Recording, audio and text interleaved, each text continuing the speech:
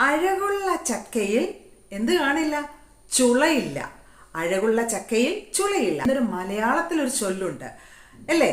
അപ്പം അഴകുള്ള ചക്കയിൽ ചുളയില്ല എന്ന് പറഞ്ഞാൽ കാണാൻ വളരെ ഭംഗിയുള്ളതായിരിക്കും, പക്ഷേ അതുകൊണ്ട് വളരെ പ്രയോജനമൊന്നും ഇല്ല.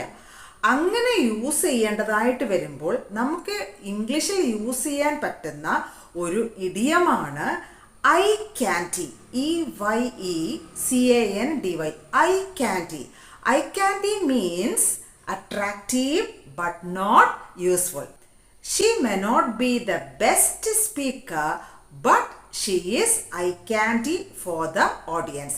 അവൾ നല്ല പ്രസംഗിക്കുന്നവളൊന്നും അല്ലെങ്കിലും കാണുന്നവർക്ക് കണ്ണിനൊരു ഇമ്പമായിരിക്കും എന്നർത്ഥം. I candy means attractive but not useful. Thank you.